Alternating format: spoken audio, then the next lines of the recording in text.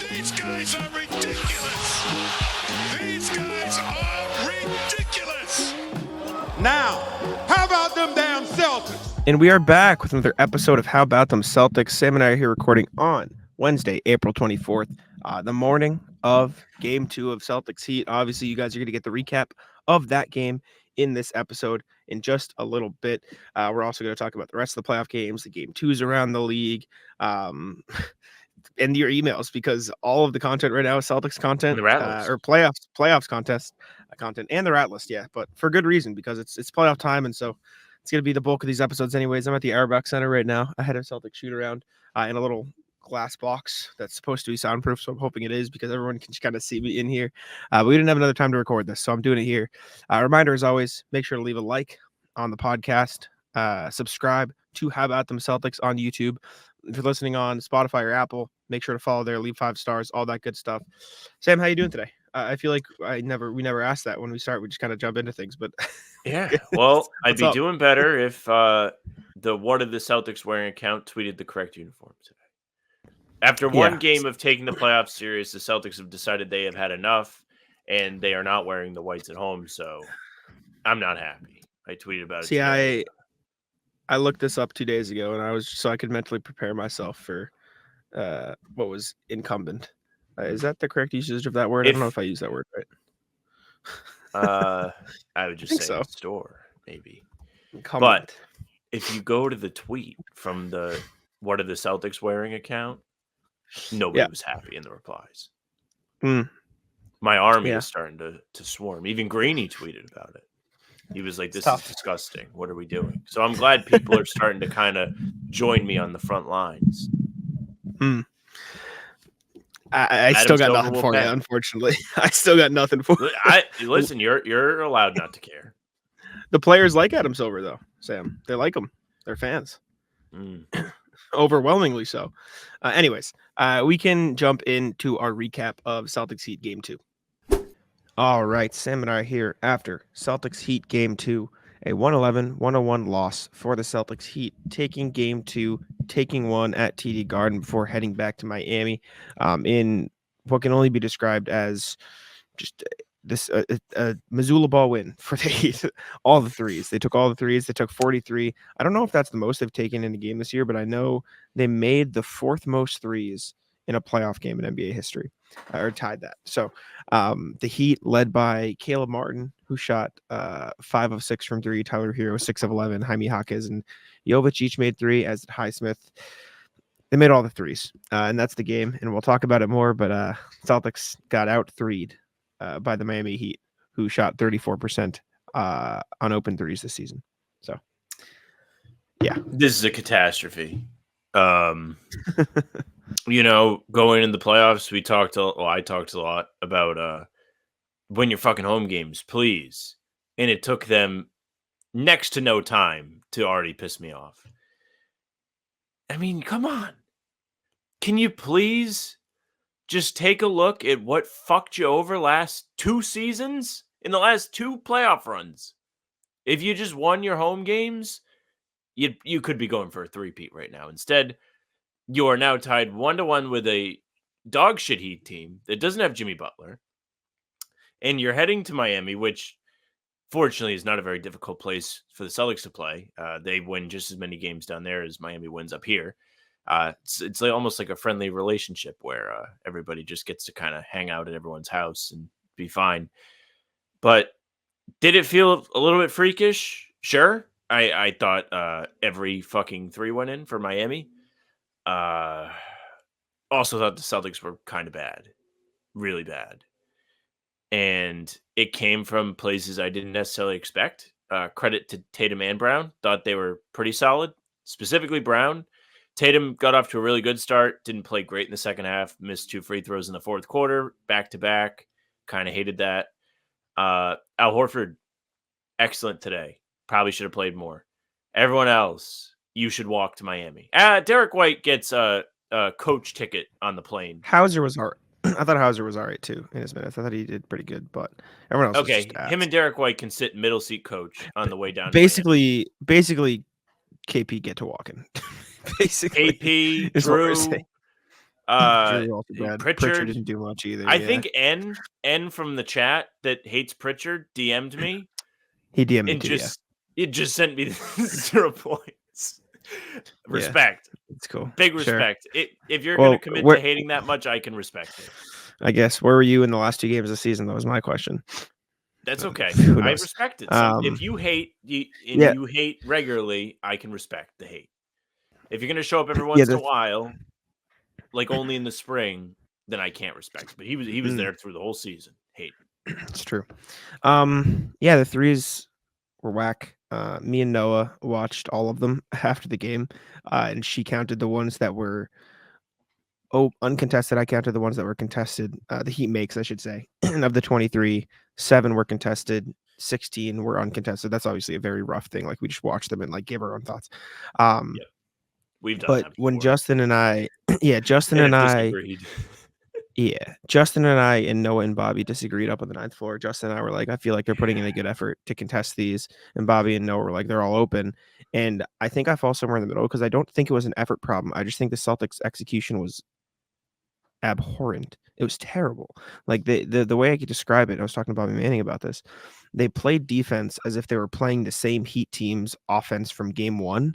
But the Heat were playing a different offense in game 2, and they didn't adjust. And that Joe deserves blame for that. Like they didn't adjust, and the Celtics didn't make the on-court adjustments either. Like, we're not going to sit here and watch all the threes. Maybe that's tomorrow's video.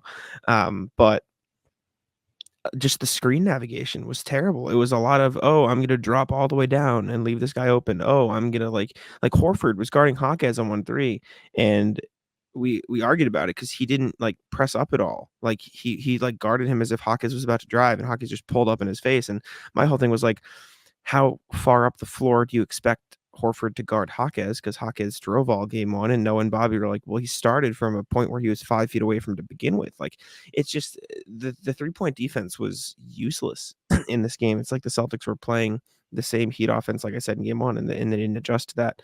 Credit Spoelstra, credit the Heat for just completely changing the game plan. I will say, I tweeted this during the game or something to this effect, and a lot of people got mad at me. Like, to shoot 55% from the game takes 2 things. It takes bad defense, but it also takes just ridiculous shot making. Like, you don't shoot 55% just because you're open. Like, that's not how it works. Like I said, the Heat shot 34.5% on open threes and 40% on wide open threes this year. That's both lower than 55. Like, 2 things have to happen. It's not just the Celtics' fault. Like, there is, like you said, like what the fuck? Like, there is a part of that to it. Like, did you know that the Heat have shot 50% or better from 3 4 times against the Celtics in the past 2 postseasons now? And the most of any other team against another team is 1. Yes, the Celtics 3-point defense was bad tonight. I'm not arguing anything against that. You will not get an argument from me after I literally just watched all of the Heats make. It was bad. It was objectively bad, and they need to fix it. And I think they will fix it because I think they realize they can't play the same way. But it's a mix of both. It has to be a mix of both. You don't shoot 55% from 3 just because you're open. Like, that's like, it has to be a mix of both, and it was a mix of both. You don't magically, just because you're open, make the 4th most threes ever in a playoff game. It's a mix of wild shot making and bad defense, and the Celtics were on the bad end of that. And also, not for nothing, like, we're all sitting here talking about the defense, and the defense was bad. The defense was also partially bad because the Celtics fucking offense was terrible. Their offense was completely sluggish the whole game. The Heat welcomed matchups. I'm pretty sure the stat was Tyler Hero, as the primary defender, held Celtics to 2 of 14 shooting. They just settled. They settled, and it was horrible. And when you're settling that much on offense, the Heat are going to run, and they're going to get easier buckets in transition because the Celtics can't set their defense, and that is what happened. So it's a mix of both. It's all connected. This isn't just offense versus defense. Both are connected, and the Celtics offense was terrible. So just a really bad game 2 from the Celtics, and obviously, I mean, you look at it, and there's a big factor of the Heat had ridiculous shot making that probably won't translate, but you never know because it happened last year. But the Celtics were just bad. Like, they just played like shit in this game. Yeah, you talked about the offense. A lot was made of mismatch hunting today. Everybody was tweeting about it. Too much to talk about. Everybody's so excited about it. They did it. They definitely did. The thing about the Celtics is they have so many guys that are good is that they have a mismatch with multiple guys every possession. So, You have to kind of pick which ones to attack. There were a few times that I thought they attacked mismatches, but did a shitty job at it. Jalen caught the ball against Hero or Duncan Robinson in the post in the first half a couple times and faded away. My man, Well, look at who's guarding you. Do you want to see Jacket really? If I was home, I'd be yelling right now. The fucking, the Bam shots. The Bam shots he was taking late in the game, like just fadeaways over Allen the ones Porzingis. that all of them went in. Yeah. When the Celtics take those shots, like throw the player to the fire. Like they go to like Satan. It is the worst fucking shot ever. They shot. So Bam, I need to pull this up. You just opened like a little fire under me. I was talking about this. So Bam from those spots. I'm going to share my screen here. Like I was bitching about this to Bobby Manning, like during pressers. What's he like to bitch to? He didn't react at all. Yeah, exactly. Like That's what that was my guess. So the Heat from those spots didn't shoot like amazing, but Bam Adebayo 5 of 8 from this little free throw line spot and 2 of 2 from just above the free throw line. That's 7 of 10. The Celtics from those spots 4 of 24. Maybe stop fucking taking it. Like that is the only shot they were getting the mismatch. But every time they got the mismatch, they were just fading away. Tatum, I got in the lane against Hero, fadeaway jumper. Jaylen Brown, got Tyler here in the lane, fadeaway jumper. Kristaps Porzingis, let me take a fadeaway jumper. Drew Holiday in the lane, fadeaway jumper. Stop. It never worked. It never once worked. And it was a terrible offensive process. Get to that spot, post them up, and either get a turnaround post up or kick back out and set another screen. Stop. If they take another mid-range fadeaway jumper in the lane that's not Jaylen Brown, and he gets like 3 max. Like this is the equivalent of the step back threes for Tatum for you. If I see 5, like more than 3 of them, and they can only be Jaylen next game, I'm gonna throw a fucking fit. It's horrendous. It's bad offense. It's a product of terrible offensive process, a broken play, or just like shitty match hunting that's one-dimensional that defeats the purpose of mismatch hunting. It is terrible, terrible offense, and it was the main reason that their offense was fucking awful in this one. It was ugly. I was getting so mad watching it. It was horrible. It was bad. And there was one play I want to give Tatum credit. Catches the ball in the paint, Duncan Robinson late in the game. Quick fake spin dunk. It was too late. They decided to get serious a little too late in this game. And for what it's worth, I don't think they looked good on offense at all when the game was close, which is another thing where the alarm goes off a bit because they traditionally suck in close games, and then they have to play a semi-close game and they lose to the Miami team that's not very good. So going forward in the playoffs, I would like to see them not be bad in close games. I think that's a fair ask. This is a team you really just shouldn't lose games to. You went 37-4 at TD Garden all year, and you lost 2 games into the playoffs. Took you to lose. I mean, what the fuck's the point of all this? We gassed it up for half the season. You won 20 straight, and you lose to this Heat team? I mean, they don't even have Jimmy. I will say, it is like painfully ironic that this might be the most annoying team they play if they do go on a run. Like this might be the most annoying team that they play. They're annoying, but still beat them. Like they should not be losing games. I don't think either one of us was on a line on the pregame to be like, I think they should blow them out today. No, I don't disagree with you. My point is just like, you look at the path in front of them. It is like ironic and frustrating that like if they get past the Heat, it'll be like the Cavs and then maybe the Knicks or the Pacers or the Bucks. Like, I'm sorry, but of all those teams, I'd rather probably play most of them than the Spo-led Heat. I think the Knicks are going to be a pain too, just because they play that similar gritty hustle, hit every offensive glass. Like, respectfully, and I am the last person to believe in this. I am very like just you know how I am. They don't have the same voodoo magic that the Heat just managed to pull out of their ass. Like respectfully, and I know that's a bullshit. Like I know that's bullshit, and I know the Celtics need to be better. This is not me saying the Celtics weren't bad. Of the pod, but like, holy shit! Like, I don't know how many fucking Caleb Martin bullshit threes I can watch before. Like, I saw the first one go in, and I wasn't happy. And another thing about Caleb Martin today. Okay, so Caleb Martin's jumper looked different today. If you go back and you look and you watch game 1 and you watch today, it doesn't have that hitch in it. Like, I don't think he's going to shoot the lights out like today every game, but I think he has fixed something to where he's going to become a serviceable shooter again. So you can't just leave these guys. I did my heart monitor thread on Twitter today, and I'm writing about it as I'm not doing it right now. Peaked 100 before. I Peaked 100. I hit triple digits because the Celtics were up 6, I think. I mean, down 6 with 2.5, 2 to go. And they left Caleb Martin wide open at the top of the key after he made all the threes. Prize Picks is America's #1 fantasy sports app with more than 3 million members. It is the easiest and most exciting way to get in on the action while you watch your favorite sports and players. You just pick more or less on 2 or more player stats and watch all the winnings roll in.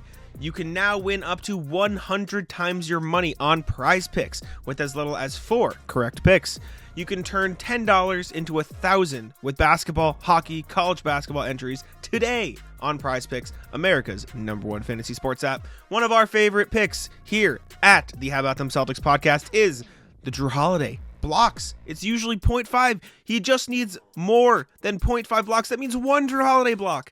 And that pick is in the bag. Prize Picks is really simple to play. I can make my picks and submit my entry in less than 60 seconds. Download the app today and use code CLNS for a first deposit match up to $100. Again, download the app today and use code CLNS for a first deposit match up to $100. Pick more, pick less.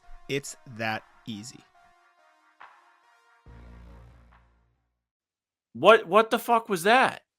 I mean, mind you, the Celtics really didn't get many stops in the fourth quarter when they needed them.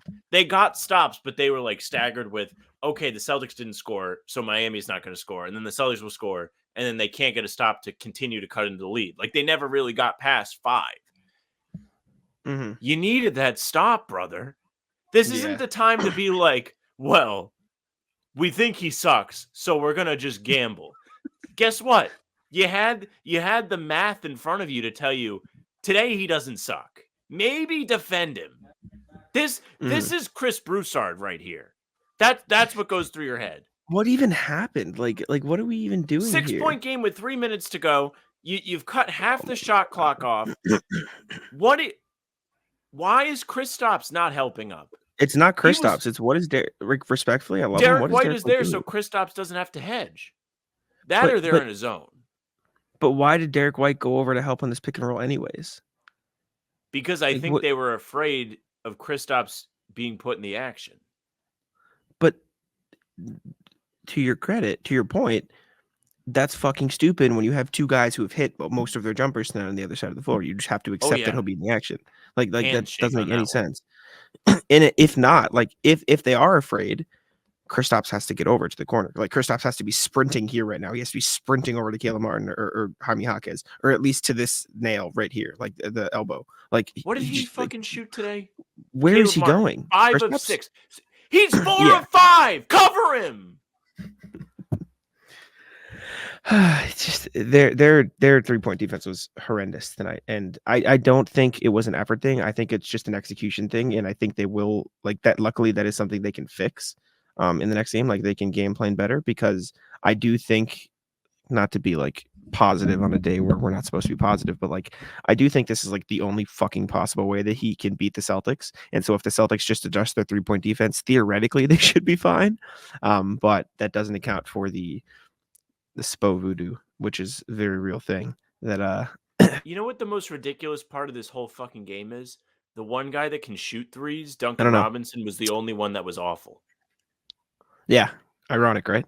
2 of 7. The rest of the team, except Bam, they couldn't miss. Well, Bam couldn't miss either. He just made all the middies instead of the threes. So, we just had a lag jinx. It was synced, yeah. That's what kind of fucking day it is. It is. I hate the Celtics at the same time. So we talked about the Black Magic Voodoo. Yep, I think this may have been, and I did 600 words on this, may have been the basketball gods saying, here's your black magic, because the Celtics have turned their back on tradition. So the Celtics came out in game 1 and they took things seriously. They wore the home whites, and they came out and scored 14 straight points to start the game. They went up 17-2. today they stray away from what got the Celtics to where they're at. A franchise built on tradition, turns its back on tradition. And then the Black Magic returns to the Miami Heat. The Miami Heat make a franchise record 23 threes in the playoffs. I mean, that shit's fucking ridiculous. If you just take it seriously, dress up and wear the correct uniforms, you probably win this game by 15. That is my guess. I know I don't care about it as much as you do, which is You should start to there's believe. nothing I can do, and it's fine. But it's tough, man. The screen is just they just played bad basketball on both ends. They played like they were game planning for the Heat's game one game plan, and then the Heat did something different, and the Celtics didn't adjust. And I feel like it was just as simple as that. It didn't help that you literally got nothing out of Kristaps Porzingis. It didn't help that Tatum and Jaylen Brown were the only guys who could do anything the entire night. It didn't help that Kristaps shot 0 of 4 from 3. Didn't help that Drew was 1 of 4.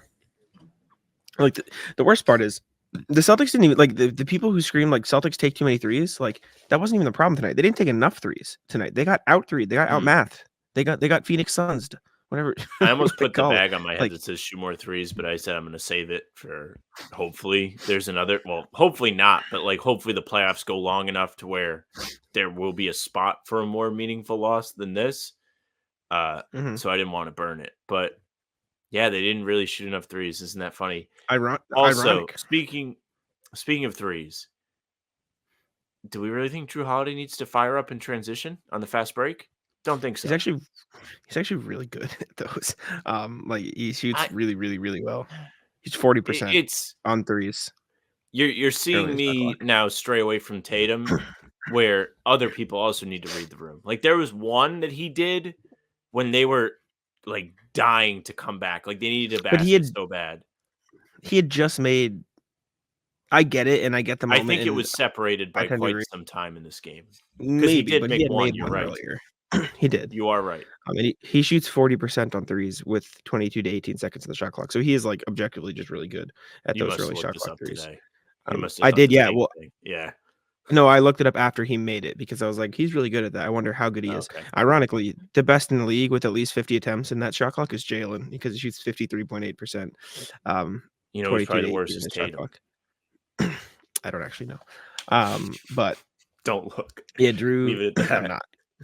The difference in this game was the 3-point defense is the obvious, but like the Heat just chased them off the 3-point line, and they kind of were willing to accept that. Like they almost like let the Heat try to beat them at their own game, and then look, they did. Like success, they did beat you at your own game. They made all the threes, and you guys didn't make any threes. It's like a reverse of game one, where the Celtics made all the threes and the Heat made none. It's just the opposite.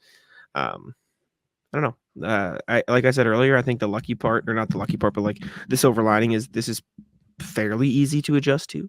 You just handle the physicality better. You navigate the screens differently, and you fight. Like Joe said it after the game, you just fight for your spacing better on offense. And I think that's all the Celtics can do. And I think they should definitely be able to do it based on the talent levels of the team.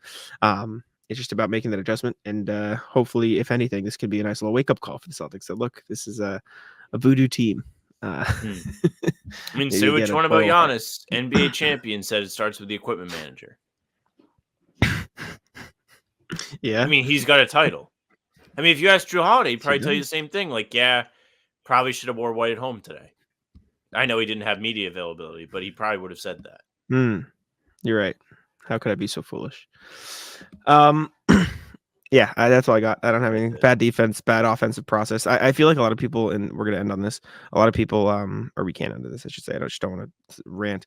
A lot of people are just going to look at the defense and say it was the main problem. Like, underrated issue was just the Celtics offense was so one-dimensional that it made defense harder on themselves because the Heat got out and ran. Like, it was just way too much mismatch hunting, and they did it the wrong way.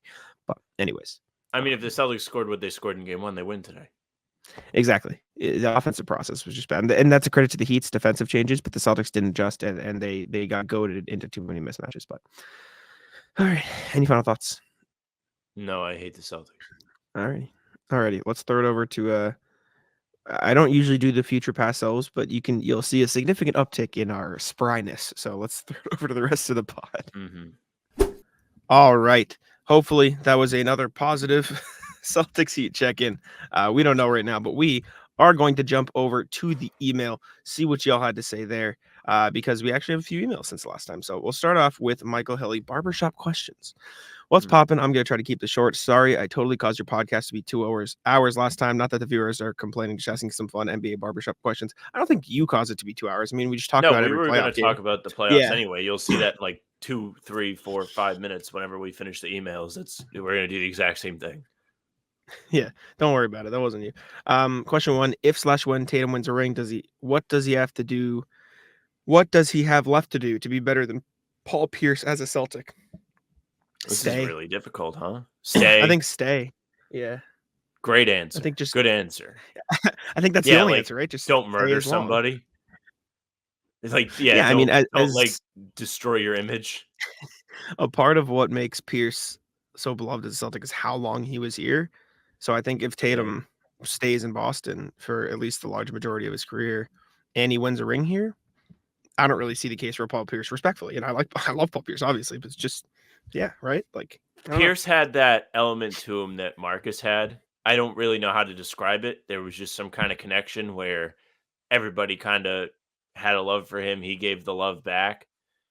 So I would say maybe a little bit more of that from Tatum too. But I also think Tatum does have that. He's just kind of a different guy and he's more quiet.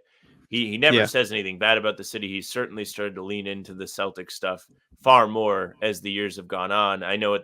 One thing at the beginning of his career that I always got a kick out of is he always had the Duke stuff on. And you didn't see him wearing a whole lot of Celtic stuff. Now he's got all kinds of stuff. I mean, he wore the KG jacket to Game 7. Anything is possible. Obviously, they did not win.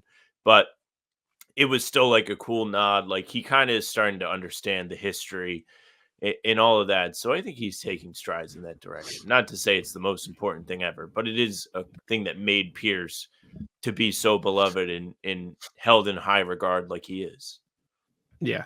I don't know. I just more rings and staying, I guess. I don't know. But I don't know if he'll ever be loved like Pierce is in the city. And that's just like what you said. Like Pierce just had that aura about him, like that Celtics fans love. So I don't know. Only time will tell, I guess. But question 2: who would you rather build your team around, DeMar DeRozan or Brandon Ingram? I would rather take the 7 and 75, whatever it was, Bobcats roster and start there than start with either of these two as the face of my franchise. Because at least then you're guaranteed a top 5 pick. I mean, the obvious answer is Brandon Ingram just because he's younger, but both of these are terrible. Like both of these are just not very good things to deal with. Do you have any like Ingram and then trade him immediately? Yeah, trade him for anything you can possibly get. The people have started showing up to Celtics practice. Less money than DeRozan does? Yes. No, he makes more because because he just got like an extension. DeRozan was signed in free agency. Ingram makes 33, then 36, and then he's done. All right, and then last question from Michael. What does Jokic have to do to surpass Shaq all time? If he has already, where is Jokic on the all-time top 10 players list ever? Rings, right? Like, just win more? Probably win more. Yeah, I feel like... It's a good question because Shaq is held in a very high regard. But at the same time... how dominant he was. Like, when he was on the court, no one could stop Shaq. Like, that was just what it was. It feels like that for Jokic a little bit. That's but in a different way. He's not like dunking on people. He's just making finesse thing. Hook shots and floaters and setting his teammates up. Yeah. Yeah, I guess just win more and continue to do this. My biggest thing with Jokic, and I've said this before, I feel like he's not going to play past his current contract. And people would hear that and be like, what? You're crazy. Like, what do you think he's going to try? Or next season? He's on an extension. And so he's under contract this year and then 4 more years after this. I just think he's going to be like, yeah, I'm good. I'm done. I'm good. I've made my money. I'm just going to go back to Serbia and hang out. And that's not a knock on him. He's like allowed to do that. By the time that comes around, it'll be 31, 32, 33. He'll be like 34 turning 35. I don't think that's that insane for him to just be like, yeah, I'm good. I don't want to do it anymore. I just want to go back to Serbia. Right? Like, so I think he'll just be done. And so, yeah, that is like a good point. Like, what does Jokic have to do to be better than Shaq is care about being better than Shaq, maybe. Yeah, and I don't think he does. And for what it's worth, for the Celtics fans out there who are terrified of the Nuggets, by the time Jokic, if my theory is correct, Tatum would be 31 at that point. So, hey, that's all I'm saying. That's loser talk. Next question. It is loser talk. It's like, well, we have to wait till Jokic retires. It was a joke. It was a joke. It was a joke. It was a joke. You know it was a joke. Next email, Michael again. Oh my God, I've been misspelling the GOAT's name. Yep. If I ever misspell the GOAT, Michael Petrus again, ban me. Good job. I mean, Michael, I'm not going to get you on this one because I don't really use him either, but technically there is like a little thing in Michael Petrus, like little 2 dots over the E. Like that's if you really want to get it right. But this is acceptable. And there's a little thing over the E in Petrus. So just Google Michael Petrus, and then you can see the little accents on them. If you really want to like get technical here, but you did spell pick it a correct very in this email. tough player to be like the biggest fan of. Yeah. It's a tough draw, but you did it yourself. All right, last email from RJ. What's poppin'? Do we see more of Jokic Jr. for the Celtics? Even guys, Tuesday night and no Celtics news. Feels like August all over again. So far this postseason, only 2 players have had double-doubles, Joker and Tatum. Will the Heat decide that they'd rather have JT go off for 40 rather than letting him facilitate for others on offense? Question mark. That's all. Be well and let's do this thing, RJ. I feel like they have to stop doubling Tatum. It was just so blatantly not working that I don't think they do it again. And we'll know by now because we're going to watch game 2 before this airs. But if they double Tatum again, that's malpractice. No, like it just so clearly didn't work. You can't do that on a team with this much talent. Yeah, Noah brought it up on the Celtics the Roundtable yesterday, and she nailed it. It's like Spoelstra's not an idiot. It felt like an act of desperation from Miami, but the part I disagreed with was I don't know if it was Noah or somebody else on the show that was saying like, I don't know, like Miami is coming off like the play-in tournament and didn't have a lot of time to prepare for the Celtics. Like, what did they think they weren't going to play the Celtics if they got in? Like, Yeah, it was always the Celtics. They were like prepared. they knew what they were getting into, but I wouldn't be surprised if we see some sort of other defense from Spoelstra. It would be a little bit funny if they were like defending the Celtics and Tatum was actively waiting for the double to come and it never did. So he was just sitting there. It's like, come on, guys, you can double me now if you want. And they just don't do Mind it. games. It would be pretty ridiculous for them to just keep doing the same thing after it doesn't work. Yes, I agree. Good take. Yeah. I agree. I think that's it for the emails though. And so we can move on to the NBA section here. And we should be talking about the playoffs. Like there's not much. Like, do you want to? Yeah, that's all there is. It's just playoffs. So we're gonna talk about all the game 2s around the league. I guess we'll start. Tyrese Maxey wins most improved. Oh yeah, I guess if we want to do that now, just knock it out quick. I'm not even gonna put in a timestamp then because there's no point. Yeah, Tyrese Maxey won most improved. It was close.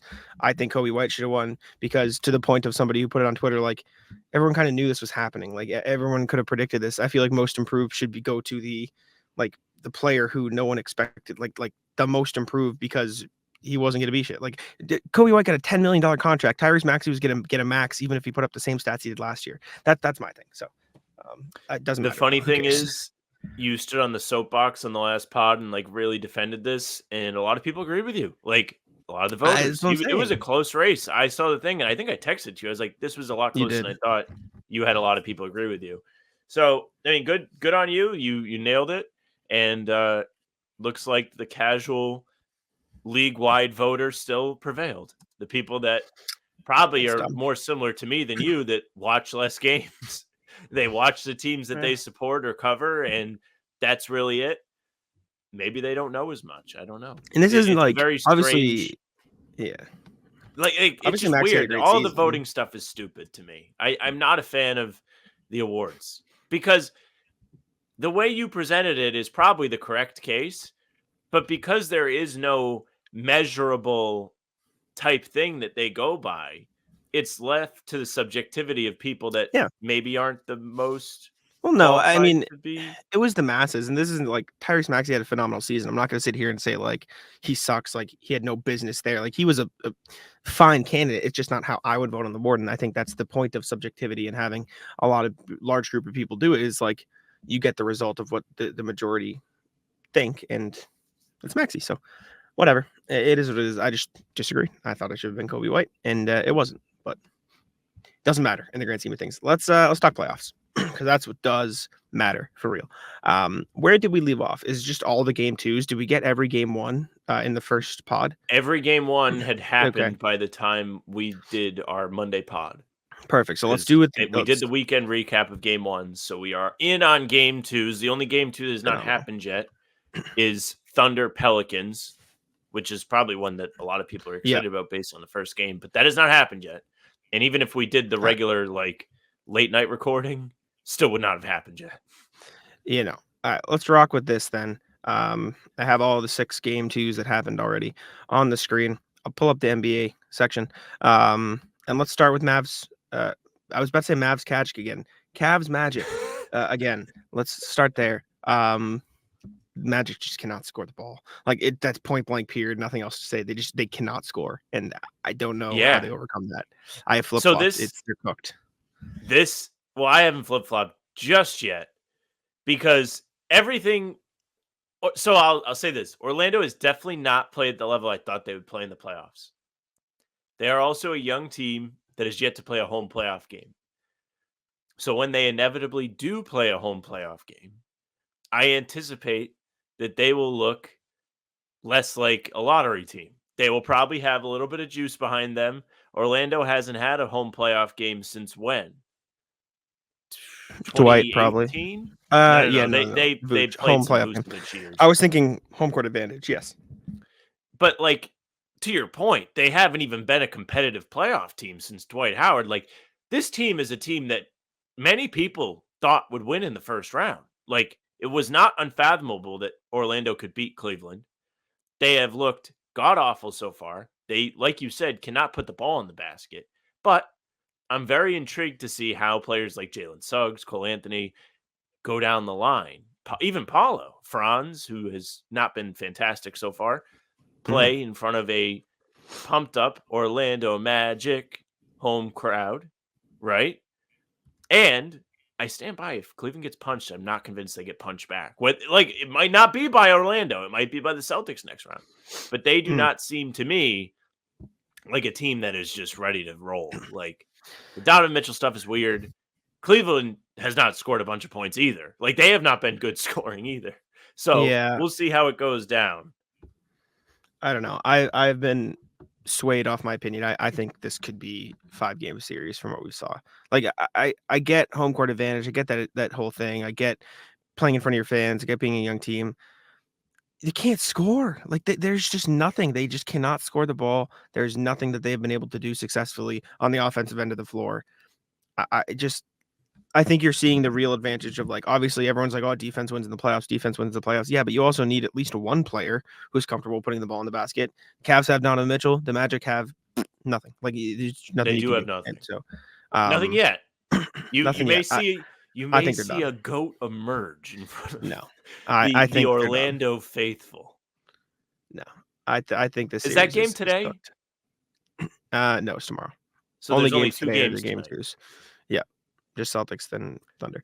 Orlando and Cleveland will play game Cavs 4, maybe before the Celtics even play game 3, depending on how the Saturday slate is lined up. The Cavs and Magic play game 4 on the same day. Celtics play game 3. Yes, but they will be done by the time the Celtics even start game 3. Correct. Yes. Yeah, I think the Cavs are done though. I don't think they have a prayer. Magic are done. Magic are done. I can't get my words straight. Yes, I think the Magic are done. It's too early. It's before noon.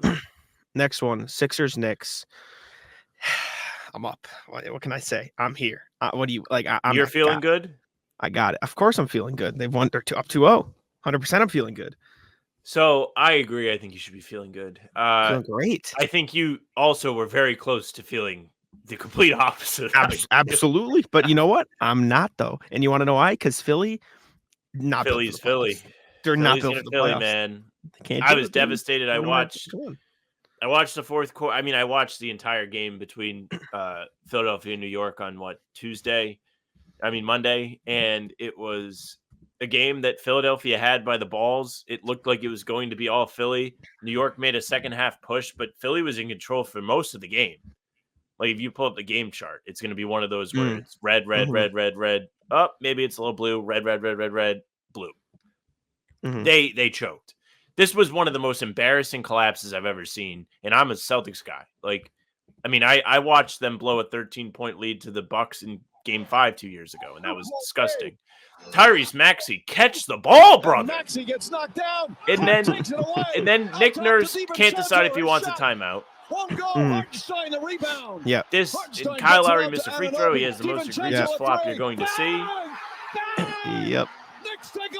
This was awful. Beautiful thing. There's too many people happy about. Can you turn the audio off? Oh, I didn't. Oh, it should have been off. I'm sorry. It's off for me, which is weird because I thought I turned it off to start. My bad. I could hear it. My fault. Too many people happy that shouldn't deserve to be happy. Plain and simple. You got another round of We Want Boston chants after this game. A team that does not realize there are 6 more games to win before you even have the opportunity to play Celtics. Sixers, man. All right. So this is definitely more of a discussion than just. I mean, does it feel like the Sixers are dead? Yes. I will also say. Go ahead. No, you can finish. My bad. As somebody that hangs on every game as an emotional NBA fan in the playoffs, like when the Celtics lose, it's like, oh man, like that's awful. This felt like a game that Philadelphia had to win. You were close in game 1. You kind of got hit with some Josh Hart sanity in that game, carried over into game 2, where he is Caleb Martin. Shout out to Jake Eisenberg on First the Floor. He tweeted this and it was nailed on the head. You have had a Caleb Martin run from Josh Hart in 2 games. Respect. You gotta win that game. It was right there for the taking. Like anytime you have a win ripped right out of your hands in the playoffs, it feels like it's very difficult to come back from. This is why all season people bitch and moan about the Celtics being bad in close games, because when the games matter like this, if you drop close ones, you're going to end up regretting it. Do I think Philly's going to get swept? I don't know. I find it hard to believe that they'll get swept. At the same time, like, this man Embiid cannot move, and they still almost won. But like he can't move. He's not looking better as the time goes on. He's not. No. There is a 3-day break between games 2 and 3, so maybe he's going to have a little extra recovery time. 2-day break, 3-day break, 2 days. Well, 2 days. I mean, like 3. Like game 1 is Monday. 1, 2, 3 Thursday. Man, they got to be hurting. And then you have the last 2-minute report come out. There's so like let's not move off of this. This is the best series. Of course. I mean, I just need to dance a little bit because I wrote the whole thing. Did I not say Hartenstein would be huge? I said it. I said Hartenstein. I said the word. I said the man. I said Isaiah. Heart was gonna be big. It was big. 2 clutch plays won them that game. That was super fun. Jalen Brunson's been terrible. Still terrible. He has been not good. 2-0 Knicks still.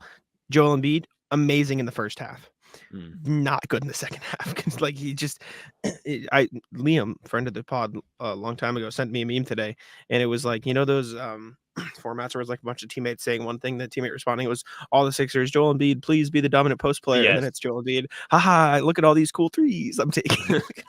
You can make that for Tatum. Yeah, well, Embiid shot 0 of 5 from 3 in the second half in a game that the Sixers needed to win. I think that's a little different, at least at this point, but.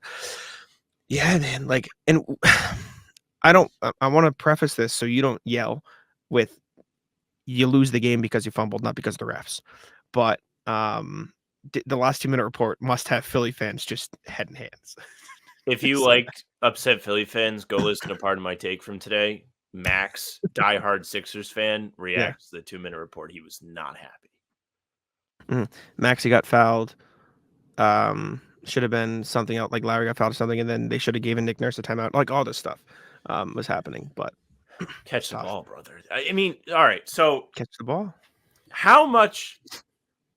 This is such a weird series because, like you mentioned, the Knicks are up 2-0 despite Brunson being bad, but at the same time, they have had to have so many things go right for them to be in the spot that they're in. Like it's a commanding 2-0 because Philly just vomited all over themselves in game 2. And I feel like that's a very tough spot to win a series out of. But at the same time, like, do you really think Linsanity, Josh Hart's going to play another potentially 5 games in this series? Do you think that Deuce McBride is going to continue to be a pain in the ass for the Listen, Sixers? But then you can Deuce also McBride's turn been and be so like, sick. He's been so is cool. Brunson going to be asked for the whole series? Probably not. Exactly. He My might be. thought process is, and I wrote it in my article that I wrote, excuse me, which is aging kind of well. It's like wrong formula, right answer, whatever. I said like Brunson is more ready for this moment than Embiid. Like I feel like I trust Brunson more than Embiid. And I think what I should have written, which is more true, I trust every single player on the Knicks more than I trust every single player on the Sixers. Like it just in terms of playoff, like you look it up and down the Knicks team, starting with Tom Thibodeau. I trust Dante DiVincenzo to make big plays and make the right play. I trust Jalen Brunson to make big plays and make the right play. Even Jalen Brunson having a shit game still managed to bounce the ball off the front rim and in on a bucket they needed late in the game. I trust Josh Hart to make big plays, make the right play, hustle for rebounds. I trust Hartenstein. I trust Miles McBride. I trust Bogdanovich. Like I trust that whole roster. I don't trust Embiid. I don't trust Tobias Harris. I don't even trust Maxey. Like, how am I I feel like you supposed should to trust Maxey a little bit. catch the ball? Did he Catch the ball is tough, but in terms of the actual shot making, he did a pretty good job. I know he did, but my point is, as a whole, as a collective, while this could easily, like 30 seconds could have made this 2-0 Philly in the other direction. But I think that's a product of this Knicks team is built for the playoffs better than that Sixers team is built for the playoffs. And I truly believe that. I just think they have the better mindset of the two sides. And I think the Knicks are truly the second best team in the Eastern Conference behind the Celtics. And a big part of it is because of that mentality, because of Thibodeau, and because of the guys they have on the roster. And so I think it's a huge credit to them. What do you And make of role players yeah. play better at home? Sure, We're definitely, going to see is absolutely probably they the do. answer.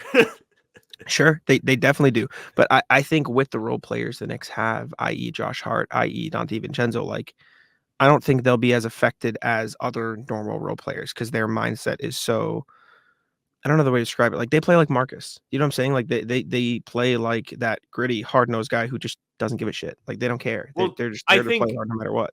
I think Josh Hart's rebound numbers are going to probably stay around the same. Exactly. I don't think The he's going to shot make might all go the down. threes anymore. Yes, but in terms of the impact, like I think Tibbs can still play him 48 minutes. Like, you know what I'm saying? Like, I still think he'll play as much. I still Well, think he'll yeah, be of just as impactful. course. But I don't know. I mean, Jack, you got to Knicks in heat 5. check Josh Hart 3 to go in. I did. We did. Game 2. He pulled up My like he Knicks. was My Knicks. 2017 Isaiah Thomas in transition, jumped like 5 feet ahead of the Feeling line, it. sank the jumper. I also think there's something to it. Like, yes, he may play better at home, but like he's already feeling it. So Where do you rank what is more likely, Jack? That role players that are playing well play worse, or star players that are playing bad play better? And this can be a general thing. It doesn't have to be in this series, but I was thinking about it because we have gotten an equal dose of both from the Knicks, where their role players have been fantastic, and they've been fantastic in areas that they are not typically fantastic. Hartenstein, Josh Hart, those guys are dogs. They're going to hit the glass hard. They're going to hustle, but you're not really going to get 21 points from Josh Hart every night. I'll Jalen put it this way. Brunson has put up atrocious 16 of 55 shooting numbers, but is he more likely to break out of that than Josh Hart is to cool off? Is really the question. I'll put it this way. I think Miles McBride isn't going to be as good in Philly because he's young. Like I Okay. think that's the market of role players play better at home as young guys or just guys who haven't had that experience. I think Dante DiVincenzo will be fine. I think Josh Hart maybe won't make the same level of shots, but he's still going to be fine. He's still going to play the same way. I think Jalen Brunson will play better, and I think guys like Paul Reed, like Kelly Oubre, like those guys will play better. Like I think Buddy they will Hield. improve in Philly. Do Buddy something, Hield. please. Exactly. Well, Do Sam, this is the literally first. anything. This is the first time he's ever played in the playoffs, which is crazy, but it is. That is crazy. Right? He was the longest tenured player in the NBA without, or the most points or something like that without a playoff appearance. But the other thing I'll say is, for as ugly as the series has been so far and like gritty, I think the Knicks are going to make it even uglier in Philadelphia. Like I think they're just going to beat the shit out of the Sixers in Philly.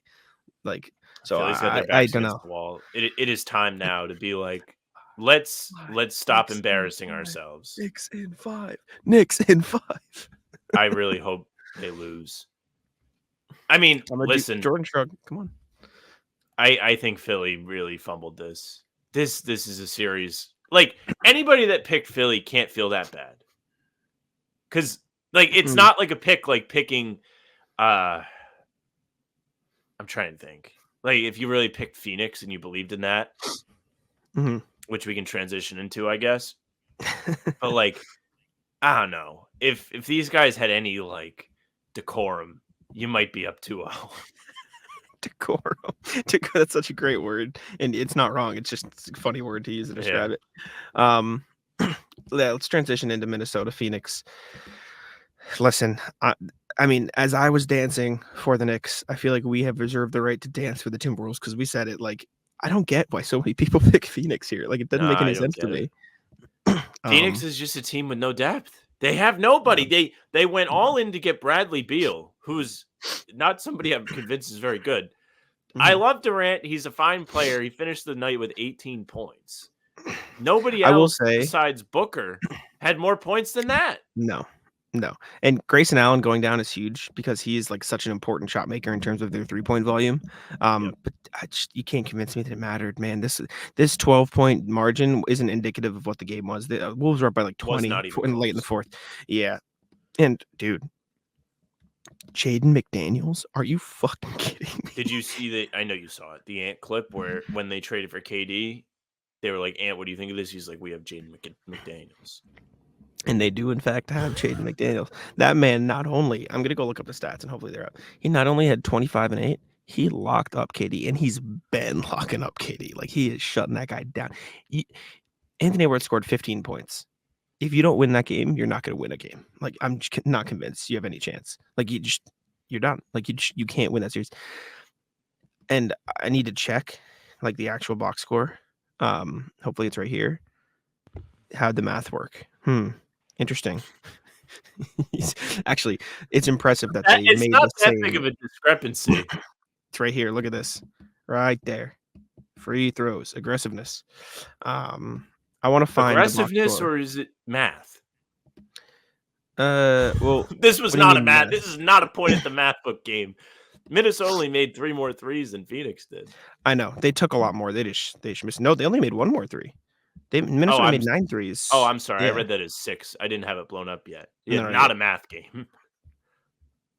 No, I want to see the matchup though, because I want to see how Jade McDaniels did like 1-on-1 with Kevin Durant, just for the sake of like the argument. He spent 8 minutes on Kevin Durant, and actually Kevin Durant cooked him. Never mind, maybe I'm lying. He did better in the first game. He shot 4 or 5.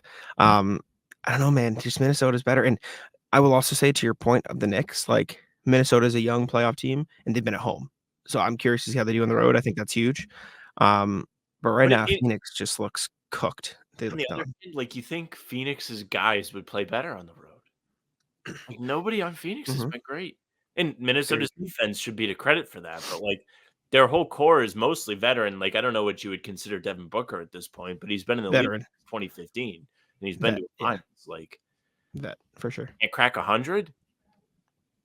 It's bad.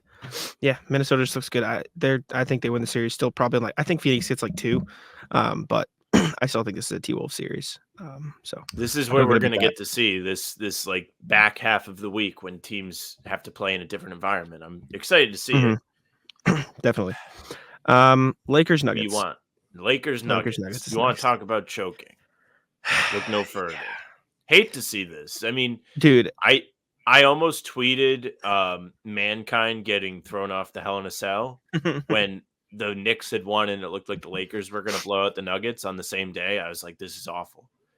And I didn't. And then I was like in bed, I was just like watching YouTube before I went to bed, but my dad was watching the game downstairs and I just hear the Harlan in the crowd progressively getting a little bit louder.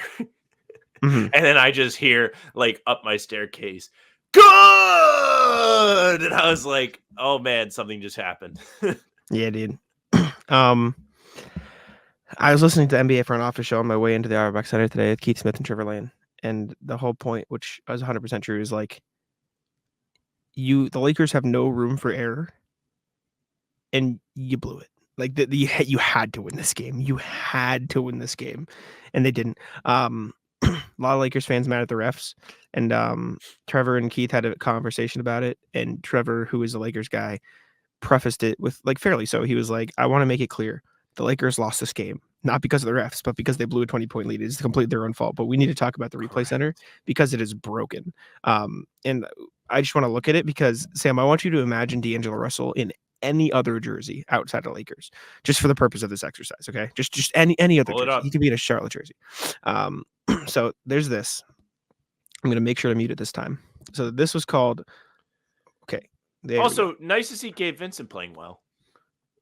Just another Heat inbred guy that is no longer lighting teams up now that they're not playing the Celtics.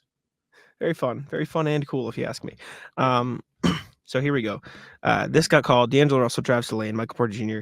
This was called a foul on the floor because, well, he got smacked in the face. You see it, right? Hold on. Boom, right in the face. Yeah, there was no ball contact or anything. Mm-hmm. So called a foul, right? They called it a foul on the floor. Nuggets challenged it. Scott. Overturned. They overturned this call. I wonder what the explanation of that was. So the theory is Scott called a foul. If you're watching on YouTube, you understand. He called a foul on the drive, like here, like there, Right. instead of there. And so they could only look up to where the foul was called. But like the fact that that is the rule of the replay is so stupid because you should be able to look at the entirety of the play, not just up until like, you know what I'm saying? Like that's just broken. And it's similar to the way Trevor phrased it was like, if 99% of America sees the clear foul on the floor and you overturn it, like that's just a bad look. And that's not the purpose of the replay center. And the example that Keith used is like, yeah, it's like when Jaylen Brown got hit in the back of the head and then they overturned it because they said it was marginal in the Pacers game, like against Buddy Hield. So it's just like the whole point of the replay center is to get calls right. But if the rule of the replay center, you only allow to look to a certain point, then that defeats the purpose of the entire replay center in general. I just also think the NBA has a rule problem. I think there's like becoming a question of what's a foul, when is actually a foul, can you hit them on the follow through, can you not hit them on the follow through? Like I also like thought that may be like what the thing they hung their hat on was. Well, the shot was already gone, so whatever. What like I don't really know how you fix it. You've opened Pandora's box with a lot of this flopping stuff, but you got to do something. That's a foul though. You can't not call that a foul. Yeah, you got hit in the face. Yeah. That said, Lakers choked. Lakers blew this game. Jamal Murray hit a crazy shot. Well, should we pull that up too? To go back to the initial point, like you can't complain about the refs in a game that you got a 20-point lead. Like this is when the Celtics lost to Cleveland, and we got in a screaming match because you even tried to say it, and I just wasn't having it. I was like, listen, no, like you can't point at that because you were up $1 billion. Like just do anything different. In the time that you were up 20 till the time you lost, and you probably win. Yeah. Here's Jamal Murray just killing all of Los Angeles. Can you put the sound Anthony on? Davis. Yeah. Makes a move. Anthony Davis gets swallowed by the bench. Dude, he gets eaten alive by Jokic and the boys. That is an insane shot. Credit to Jamal Murray. Did you hear Anthony Davis after the game? Anthony Davis is such a loser. Like well, he is somebody that got lucky once in his career that they had to close down all the arenas and they played a bubble playoffs, so we got a championship. This guy has no idea how to behave. He's the biggest whiner, crybaby. Probably has had some LeBron roll off onto him. What happened there? He made the shot, throws the mic down, leaves. Like, I get the emotion, but also you can't get mad at the reporter for asking you that because that's the story of the game. I don't think he was mad at the reporter. I think he was just pissed off in general. It was just got mad. Was that the first question of the presser? I have no idea. I don't know the context. I think that's important too, but I don't know. I wonder. Let me. I'm gonna YouTube quick. But yeah, dude, the Nuggets are too good. Did you see someone made a Looney Tunes? That's all, folks. No. Yeah. Worldwide Wob tweeted it because he was like, it's kind of funny that the mic made a boing sound like Looney Tunes and someone just made it. No, the interview was 4 minutes, so he answered. Okay, all right, that's fair. Yeah, I thought it was literally the first question. No, I also don't know why I can't hear because I'm couldn't hear that Twitter thing. I couldn't hear. Oh, it's because my computer output was set to my microphone, so that's cool. That happens to me Yeah. sometimes. That shit's ass. Well, it's weird because then I don't know how I could hear you if my computer. Anyways, regardless, the Lakers are cooked. Jokic is unstoppable. I was listening to the Low Post yesterday, and he was talking with Kevin Pelton of ESPN about like the Jokic floater is like the key because you can shut down him in the paint, you can shut down his passing lanes, you can shut down the 3-point attack, but he's still always going to have that floater, and like you just kind of like that's the shot you're supposed to live with usually. You know what he's shooting on floaters? Probably like 65%. 62% over the last Yeah. 3 years. He's just like Guy's unbelievable. he's incredible. He is the best player in the world, and it's not. Can anybody in the close. West beat them? I had somebody No. send me like their playoff bracket, and they were like, "What if the Timberwolves?" And I was like, "You think isn't Yeah. Minnesota the team Yes. that hasn't? You think so?" I think that is Okay, the only team let's that hear has it. a chance.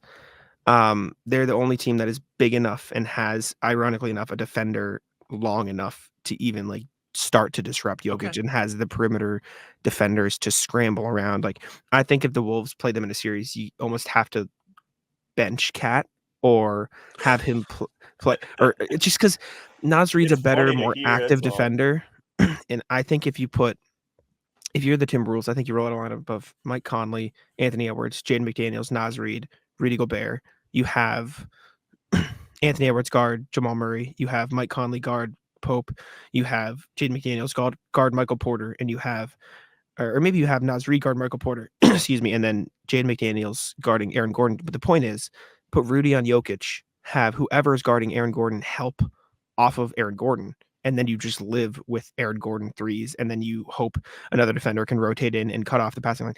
They just have the only team with the defensive tools to even come close to guarding the Nuggets. And for what it's worth, are you still here? You froze. You're still here. For I'm what it's here. worth, they're the only team that took 2 games off of them in a series last year, right? Like they're the only team that even was close to being close of beating them in a playoff series. And that was before Ant took the sleep. That was before they figured it out under Rudy Gobert. And that was without Jaden McDaniels, who punched through a wall in the play-in tournament. Like, I think if there is a team in the West that has a chance, it is Minnesota. That said, Denver in 6. Like, I still think it's just Denver. But Denver's a tough team, man. Like they aren't playing around. Jokic Mhm. has complete control over almost every game he's in, if not every game. And even if you get him once, it's tough to imagine you get him every time. I mean, the Lakers have literally lost 10 straight games to the Denver Yeah. Nuggets. it's just tough. And for what it's worth, like we all talk about, oh, Lakers are bad. Lakers were like a pretty average playoff team this year. It's just the West was stacked. Like they were 45-37. Not to like credit the Lakers, but the point is like the Nuggets are just that good. Like that's just how good the Nuggets are. Like they're just nasty. All right. Let's do, you want to do Mavs Clippers? Yeah, well, and one that we kind of care about. I didn't get a chance to watch all this game because frankly, I was so exhausted yesterday that I looked up and I was like, oh, the game's probably over right now because I felt so tired. And it was like the middle of the third quarter. I was like, what the hell? But I watched like the first quarter and a half of this game before I turned it off to do work or just like zoned out and did work. I help me if you watched it. I don't know if you watched it either, but the Mavs won. You know, I didn't watch this game. I don't know. But, You've been watching them. I don't know. oh, I don't really do the late games. I Fair, can't get behind the fair. 10th No, game yeah. if I just can't. That's fine. Or That's 10, fine. That's whenever fair. it was. But this game was not as close as it looks because I did go back and like look at some of it just to see like so I could talk about it. The Mavericks were up 7 points, 9 points with a minute and a half to go. Like this was one, if you were watching it live, you would have said chalked. Paul George hits a meaningless 3 at the buzzer, and it looks like it was a close game, but it wasn't. It's like Bucks. Kawhi comes back, doesn't take over. No, I don't even know what he had. Sorry. Kawhi 15 and 7. Luka just did Luka things, I guess. 32, 6 and 9. PJ Washington hit some big shots. That looks like an X factor, but all the major networks want you to say Luka played defense in this game. I saw somebody sent me an Instagram post of ESPN that was like, I'll read it verbatim, but it was like Luka played really good defense. Here are the numbers. He was as the primary defender. People shot 2 of 17, 0 of 11 when he was contesting them. That's really cool. That's really good. That never happened. No. This does not mean Luka's a good defender. No, but it does Right? mean he's Like, trying. He probably trying more. Well, wait a second. 1 of is this 4. fake stat? He held Kawhi to 1 of 4. He held Zubac to 2 of 5. And then James Harden to 2 of 6. So he did play really good defense. Some of these could be skewed though, because like NBA attributes, like if Luka's just the closest guy, like if he had a breakaway dunk and Luka's a half, you know what I'm saying? So Okay. I believe your stat, but it does look like Luka did play some better defense. I didn't like the stat. Which is good. I was like, this is bullshit. This is fake stat. I will also say Luka does up his effort at the very least. He's not a good defender. He'll never be a good defender, but half of it, especially like with guys like him and Trae Young, is effort. And since Luka has the size, if he just puts in a little effort, he can at least be like average on defense. You know what I'm saying? Like he's never gonna be good, but he can be like okay. Everyone not named Luka and Kyrie sucks. The third leading scorer in this game was PJ Washington. So if you believe that is going to be sustainable, good luck. He had 10 points in the fourth quarter. If I was a Clippers fan, I'd be mad as fuck. I still think the Mavs win this series. Oh, they might win. Yeah. I think they're getting nothing out of people that aren't. I don't think they need to though, because the games are so low scoring that it doesn't matter. That's what I was gonna say. Yeah, the weird fall off in scoring. It's not that weird because people are trying and the refs aren't calling as much. Like watching these games, a lot of letting them play happening. A lot of it. I am pro that. Yeah, so it's fun. I mean, maybe you only need Kyrie and Luka to be the guys that score points for you. I feel like that favors the Celtics, just in general. Like, because they have so many different guys that can score points. Yeah, I agree. It's probably why they were one of the only teams to put up 110. They're still one of 3 teams now to score 110 plus in the playoffs, and the other one is the Pacers, who put up 125. Pacers are back, baby. They had, dude, look at this: 30 points, 30 points, 32, 33. Like they just killed them across the board. Pascal Siakam had 37. Miles Turner hit some huge threes in the fourth quarter to secure this game. Andrew Nembhard had a big game. I only managed to catch like the last quarter and a half of this, but this is more what like I think we both expected to see from the Pacers and the Bucks. Well, I texted you and Bobby last night, and I was like, yeah, we talked about this on Monday's pod or Tuesday's pod, where it didn't seem sustainable that the Pacers weren't going to crack 100. One of the best offenses in the NBA is all of a sudden not going to be able to put the ball in the basket. And meanwhile, Milwaukee put up 1 point less than they did in game 1 and lost by 17 points. Yeah. The Pacers offense may not be one of the most controllable things. It may not be a long, sustainable way to win in the playoffs, but they are headed home as a younger team with a juiced home crowd. They got up for that play-in game against the or in-season tournament game against the Celtics. They will bring it for these game 3 and game 4. Somebody like Neesmith is going to have a monster night where he murders somebody trying to get an offensive rebound, and they might be kind of tough to beat in Indiana. I think this game is, I mean, this series is probably going to go the distance. I still think the Bucks will get one of those games, especially when Giannis comes back. This does make it so they have to think a little bit about how much they want to let Giannis recover before it's time to go out there and play. Like, had Milwaukee taken care of business yesterday, you probably don't see Giannis again until it goes back to Milwaukee. Now you might have to see him in Indiana especially if they lose game 3. It's like he almost has to play in game 4 if he's only even remotely feeling up to it. This is just exactly what I was hoping to see in game 2. Did you, like I said, I only got to watch the last like quarter and a half. Did you watch this whole game? I had the game on for a lot of it. It was pretty contested throughout the whole way. Like Indiana had the lead. Before halftime, it was back and forth, back and forth, back and forth. Indiana gets a couple buckets in a row before the break, goes in with a small lead. Third quarter, they start to build it. 6 points, 8 points. Bucks cut it. 6 points, 8 points. Bucks cut it. And then that was the end of that. Pacers hit double digits, I think, early in the fourth, and they said goodbye. We're going to floor it now. When I turned it on, front runners. Can you believe that? The Pacers? Yeah, he's like, you see all the laughing and the dancing when they're winning. When they're losing, they don't say anything. It's like, isn't that how it goes? Yeah, and what do you expect them to do, buddy? Remember when Kemba would smile when the Celtics lost? Everybody wanted him like arrested. Yeah. When I turned it on was when the Pacers started to make their run. Dude, TJ McConnell was so good in this game. He was so effective. He was playing great defense that day and picking him up full court. They forced a 5-second violation in this game. Chris Middleton couldn't get the ball in. Also really good. Ben Shepherd made one of the craziest layups I've ever seen in an NBA game in the playoffs in a big moment. Did you see this? I think I know the play you're talking about. Yeah, it was Dude. a nutso reverse. What are we I was like, dude, I respect that you got it to go, but what the fuck? That was a crazy one. Yep. This is That's the Pacers are fighting to stay ahead, build a lead, and he's just what the fuck?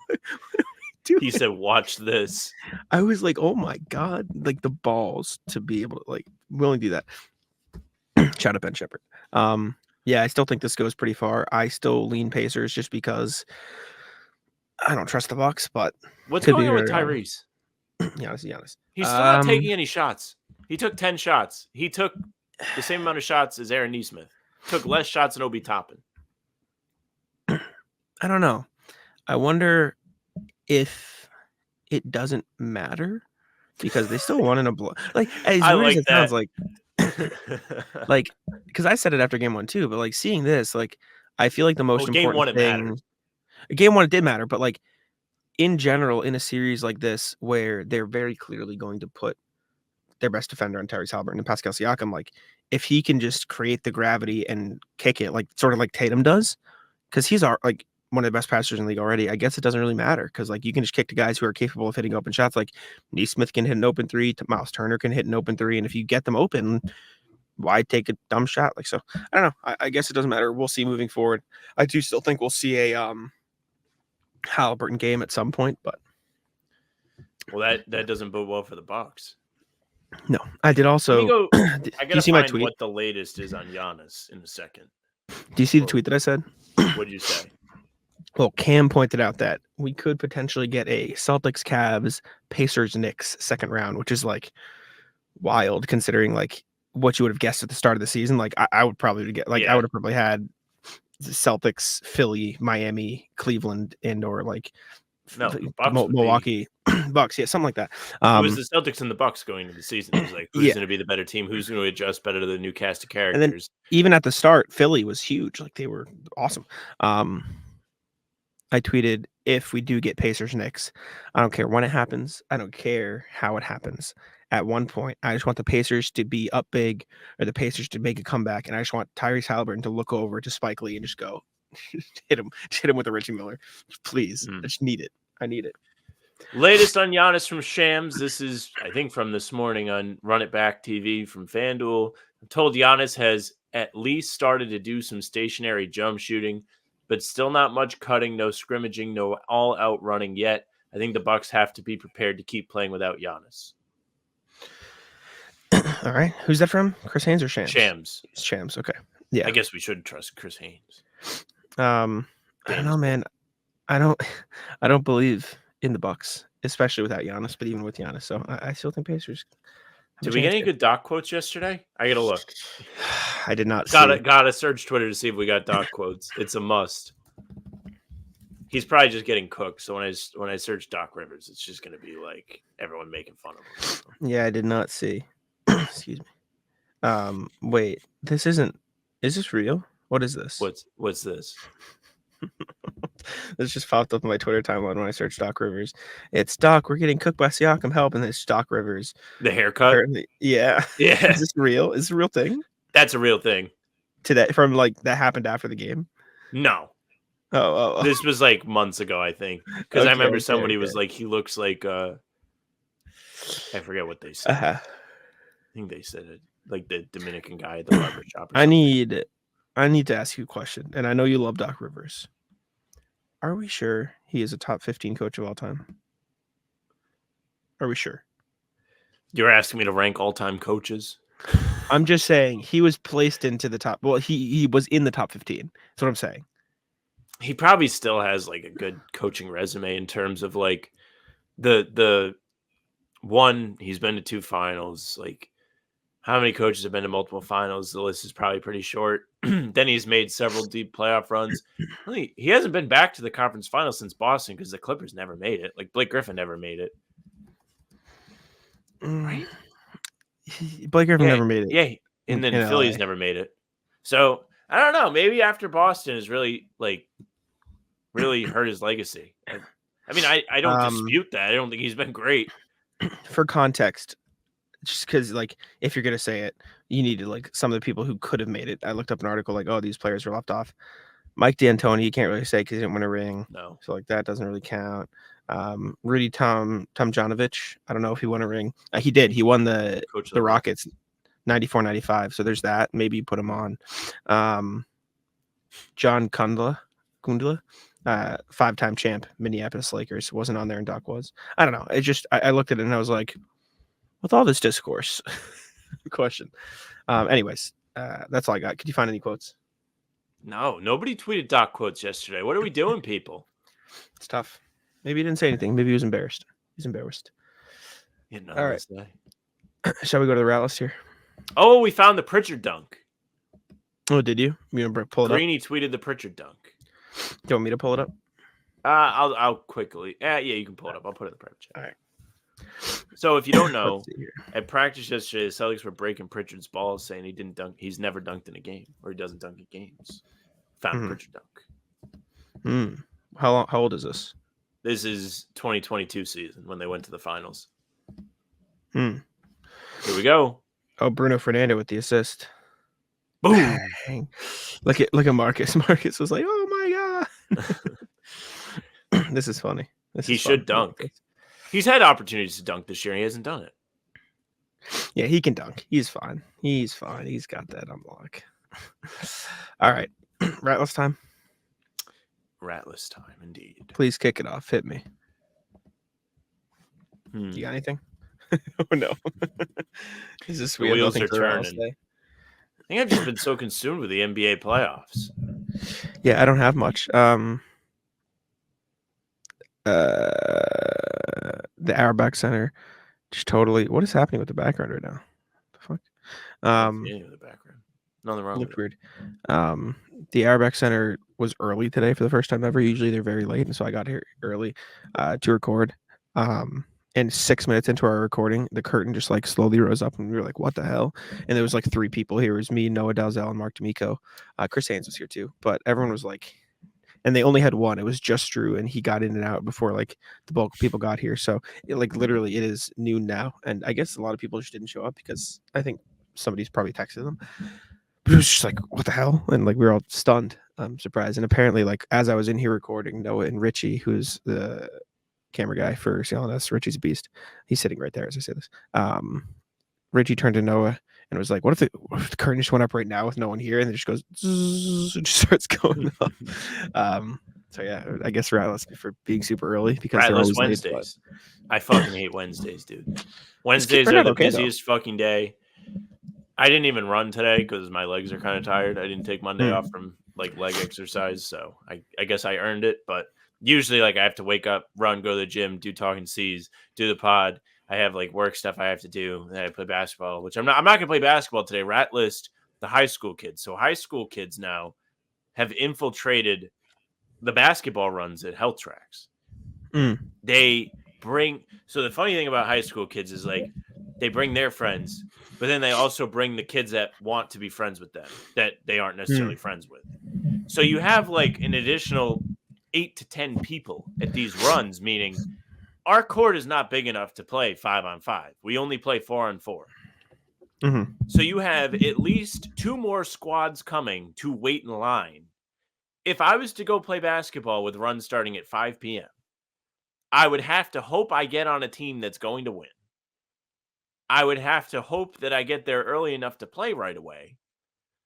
And then I still wouldn't get to play very much because I would have to leave by 6 because of the 7 p.m. start time we do pregame. I got to be back here for 6:30. Yeah. Basketball today is chalked. I don't think I'm going to go, so I'm going to be playing some Xbox today. It's cooked. Well, that's fun. I will also ratless my legs for a very different reason. I don't run ever. Like I don't. But I played softball on Monday. You're and sore from Fri- softball? All right, let's hear Well, this. because I never run, and so I was running around the bases and running around the field like for 2.5 hours straight, just running around, and like it was super fun. Don't get me wrong, I loved it, but like since I never run, I just feel it in my legs. I'm just like, Do you I get hate this after this. basketball? A little bit, but for some reason it was like worse after. I don't know why, because you'd think after basketball, but I think it's because like I was full out sprinting in softball because I'm like running around the bases, and I don't do that as much in basketball because I can like pace myself. But like when I hit the ball, and for what it's worth, like I played well. Like in the first game, I hit a home run in the second game. Like I played fine in softball. But there's no fence, and so to hit a home run, you just have to hit it far enough past the outfielders and run around the bases quick enough so they can't get it in time. And so that's what I did. But since I kept hitting it, I was just like sprinting. And so for some reason I feel it in my legs. But softball was awesome. Like shout out the people I played softball with. I will say though, I'm gonna double dip here. Sorry, Sam. Rat list NBC Sports Boston, because I went to play softball, and Let's hear this one. obviously I don't know these people because I joined Trevor Haas's team. Trevor Haas writes for Celtics blog. He writes for the Globe. Yep. I joined his team, but he wasn't there that week because he's on his honeymoon. Congrats, Trevor. Congratulations. But he wasn't there, so I didn't know anybody. So I pull up, I'm driving in. Me and this car in front of me like pulled into a parking lot. It wasn't there. We both like turn around in the same spot down the street and pull in. Like I pull in behind him, like street parking. I go to him like, is there like by any chance whose team are you on? And he just looks at me, goes, are you on Trevor Haas's team? I'm like, yes, thank God. And so like I knew him. He's like, I'm subbing in. So I introduced myself, so whatever. Talking to him and this other guy. And they're like, what do you do? I'm like, oh, I write like Trevor for the Celtics blog. And he goes, oh, that's cool. Like they're asking me the standard questions. Like, oh, do you get to go to games? Do you get to do this? Like, do you get to cover the games? And they're like, do you get to ask questions? I'm like, yeah, I get to be at the press conferences. And I go, the way I phrased it was, how online are you?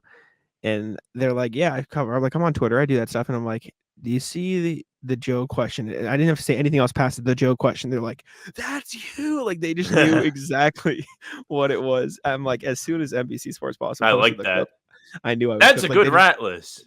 They That just is, knew you who I could was. legitimately, well, maybe not because it's such a niche audience, but that you could tell a story on stage and people would laugh.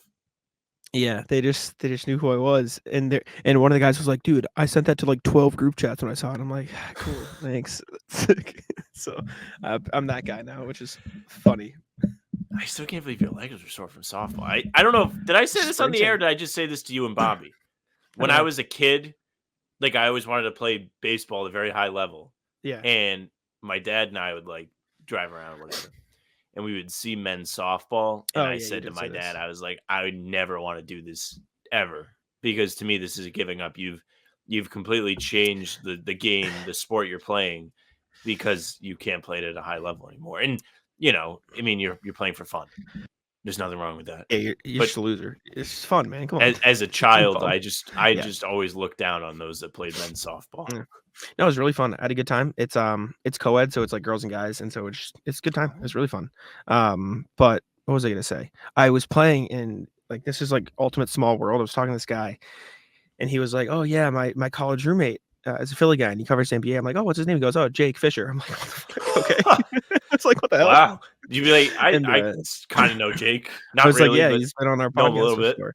I was also talking to this other guy who's on the team. He was like, everyone's too positive, man. He's like smiling, like he's not like actually mad about it, but he's like, everyone's too positive. Like, you know, listen to more Felger and Maz. Do you still?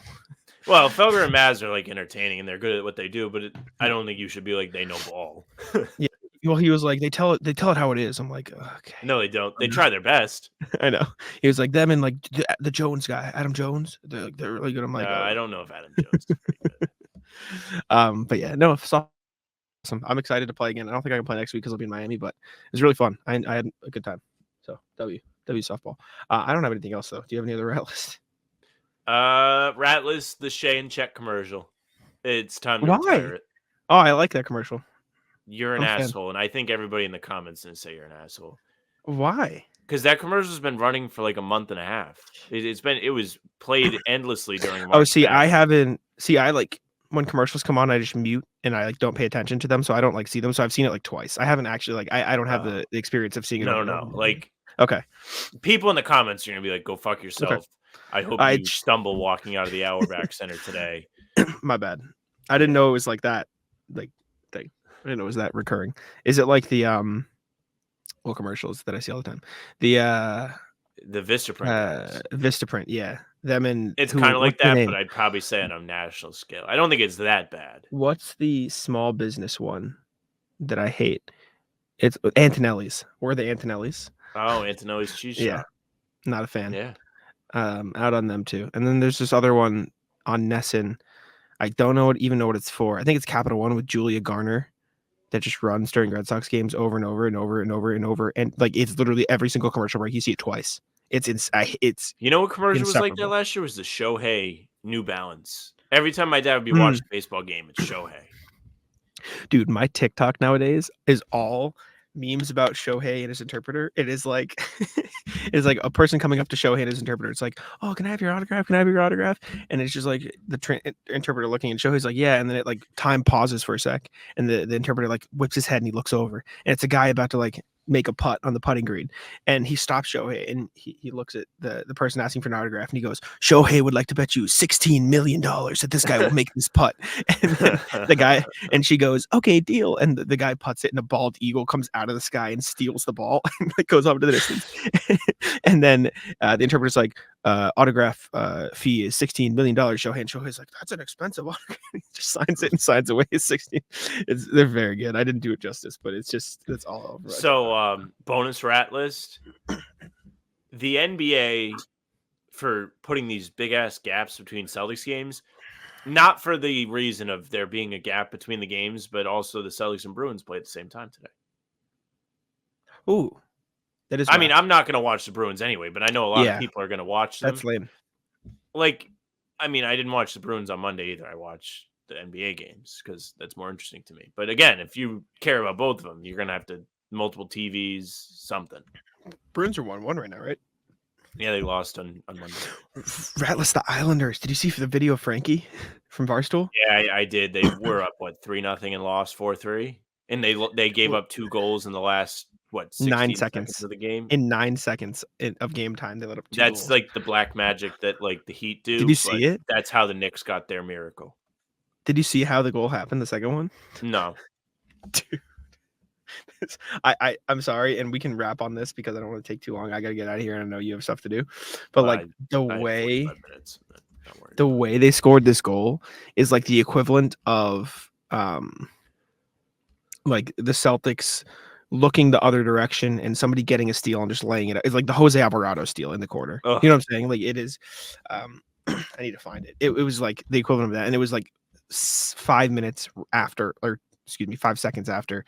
I have a bonus rat list after you're done with this. I can't find it. You can do your bonus rat list now while I find this. Rat list, the Charlotte Hornets.